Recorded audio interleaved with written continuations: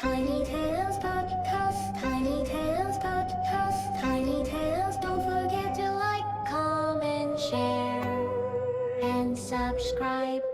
Welcome to the Deep Dive. Today, we're looking at a single but really powerful source. It's a personal account from someone we're calling Alex. And it details these traumatic events from when they were just 5 years old, incidents that left behind what Alex calls PTSD. Right, and we should probably clarify that. When Alex uses PTSD, it's likely shorthand for, the very real and lasting distress of something like PTSD. Exactly. And our mission here is really to trace Alex's journey of memory.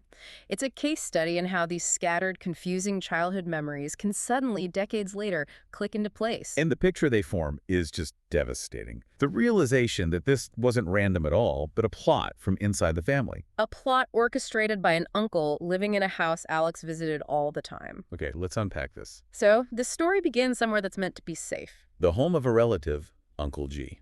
Alex says he was a great guy. They even had their first birthday party there. So it's a familiar space, comfortable. And it's only 3 blocks from Alex's own house. Yeah. Short walk. And it's on that walk that the first incident happens.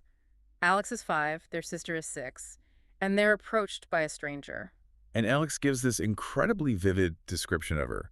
Says she was in her 20s, looked like she might be homeless or struggling with addiction. There's even a pop culture reference, which basically just emphasizes how neglected she looked. The quote is, "Dirty matted hair, dingy shirt, and no coat, although it was cold." Just a really stark image. And her approach is so direct. She tries to get Alex to go home with her, promising them things, saying Alex would love it. But this is where the 5-year-old's logic is so interesting. It is. Alex's brain doesn't immediately jump to danger. Instead, it gets stuck on the illogic of the bribe. Right, they're thinking, how can you give me all this stuff? You don't have anything. Exactly. Alex mentions feeling she didn't seem harmful, honestly, but they were just confused. The motive made no sense. It masked the real threat. So they get home, tell their mom. She tells them to just, run if they see her again. Which they do. A couple of weeks later, same situation, same walk from Uncle G's house. The woman's there again. And this time, they just bolt. They run off. But that persistence is the first clue for the adult Alex looking back. This wasn't random, it was targeted. So after these first 2 failed attempts, the whole situation escalates. It really does. A couple more weeks pass. Now, Alex and their sister are with an older adult cousin, and they go to a park. But not the local park. This is key. The source says it was in the opposite town from where we lived, miles away. And here's where it gets really interesting. They're at this park, far from home, and they see her. The exact same woman. That must have been a moment of pure ice in their veins. Oh, absolutely.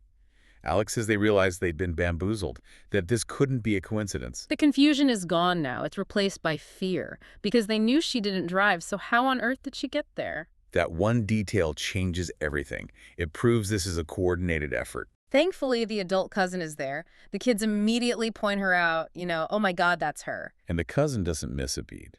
Runs right up to the woman. And just started cussing her and threatening to beat the crap out of her. It was a swift, aggressive intervention. And it worked. The woman just walked off, and Alex says they never saw her again. So the immediate danger ends there. But the mystery, the mystery of how she got to that park, that question just festers for decades. Causing that lingering trauma, the PTSD that Alex talks about. It wasn't just the attempts, it was the not knowing, the not understanding why, until, that is, Alex is in their 30s. And the breakthrough finally happens. All the pieces click into place. And they all point to one person, Uncle Robert. The other uncle, who lived in the same house as Uncle G.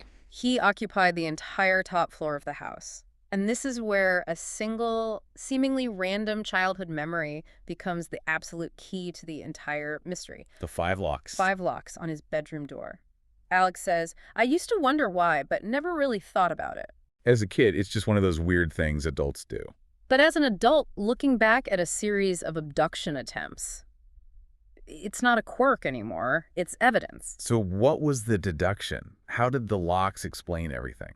Alex realized the woman was just a tool, a disposable person hired to do the actual snatching. For Uncle Robert. For Uncle Robert. And suddenly, all those logistical problems that the 5-year-old couldn't solve just evaporate. Let's break that down. First, the timing of the attempts. Right. The lookout. Robert's room was on the top floor. He had a window where he could see who left the house.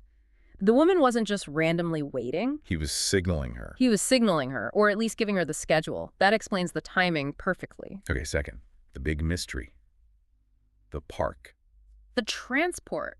Robert had a car. The woman didn't need to drive because he was driving her. He chauffeured her to the park in the opposite town. It's so simple and so chilling. And that leads to the third and most terrifying piece of the puzzle, the plan. The purpose of the 5 locks. They weren't to keep people out. The goal was to kidnap Alex and keep them in that room. The source says, in my uncle's room, along with whoever else he had in there. That phrase, whoever else he had in there, is just horrifying. It is. The locks were for containment, for imprisonment. To realize that the source of your lifelong trauma wasn't some random stranger, but your uncle. Watching you from an upstairs window, I can't even imagine. And since Uncle Robert had passed away years ago, there was no way to confront him. But Alex needed some kind of confirmation. So they did something really brave. They called the other uncle, Uncle G. And they asked a very simple, very direct question. You remember Uncle Robert always had all those locks on his door? And Uncle G's reply was just 2 words. I know. I know. And we have to stop and think about that response. What does it actually mean? Well, Alex took it as total confirmation. As Uncle G basically saying, yes, I knew something was going on. I knew he was hiding people in there. And that's a totally valid interpretation for Alex because it fits perfectly with this new horrible truth they've uncovered. But, playing devil's advocate.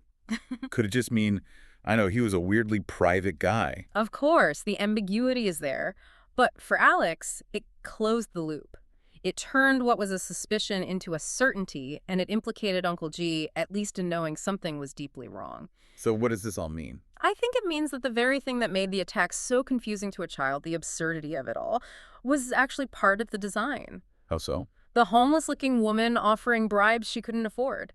It was meant to be illogical. It focused all the attention on her, the disposable decoy, and away from the real threat. The resourceful, calculating person operating from inside the family home, right behind those 5 locks. Exactly. This whole story is a testament to how adult critical thinking can reassemble a past that was completely incomprehensible to a child. All those little details, the car, the window, the locks, they go from being just background noise to damning forensic evidence. And that brings us to this final detail in the account, which is maybe the most chilling of all. The part Alex leaves out. Right. Alex says they have even more confirmations I'd rather not speak on. So you take that statement and you put it next to Uncle G's cryptic, I know. Uncle Robert is gone, but Uncle G is still there. And you're left with this really unsettling question. The silence from Alex about these other confirmations, what does that tell us? It suggests that the rot might go deeper. The mystery of the kidnapping attempts is solved for Alex, but a new one opens up. How many other people in the family knew or suspected? Or chose to look away. That's the heavy burden Alex is left with. It points to that silent, unspoken agreement that can exist in families to ignore a terrible truth that's right there, behind a locked door. Tiny Tales Podcast. Tiny